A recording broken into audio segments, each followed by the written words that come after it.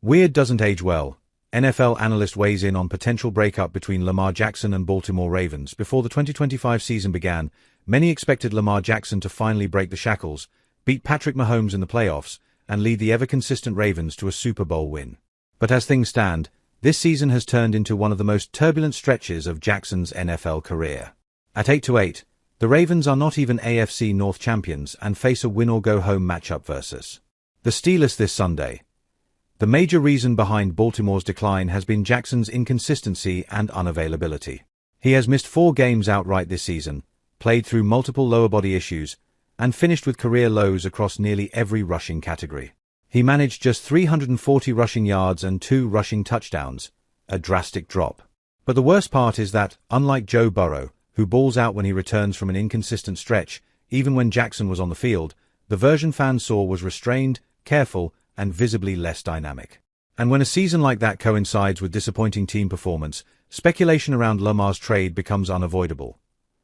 That context is what led Colin Cowherd to weigh in on the growing chatter surrounding a possible separation between Jackson and the Baltimore Ravens.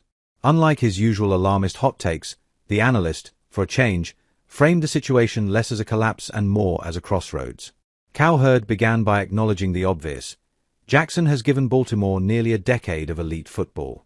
Since he joined the Ravens, Cowherd said, 3rd best winning percentage in the league, number 1 point differential, number 2 in total points, potentially 7 playoff appearances, for division titles, 2 MVPs. In Cowherd's eyes, that resume alone is enough to ensure that the ending between the two parties, if it happens, need not be ugly.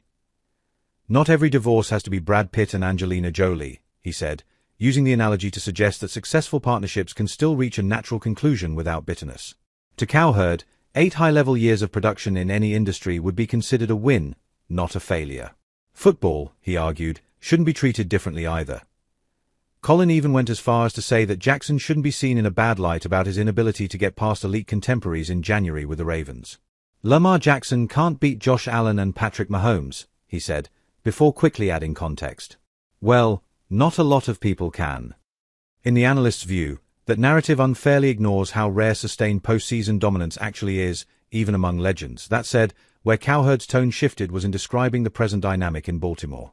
Referencing reports from longtime local outlets like the Baltimore Sun, he noted that the relationship between Jackson and Harbaugh has felt a little weird over the past year. And that's where his most pointed observation landed: weird doesn't age well. Cowherd made it clear that he wasn't accusing either side of failure. Instead, he framed it as a matter of timing, health, and trajectory. Jackson's injuries have piled up. His $74 million projected cap hit looms large. And the Ravens, still chasing the same postseason ceiling, may be forced to ask uncomfortable questions.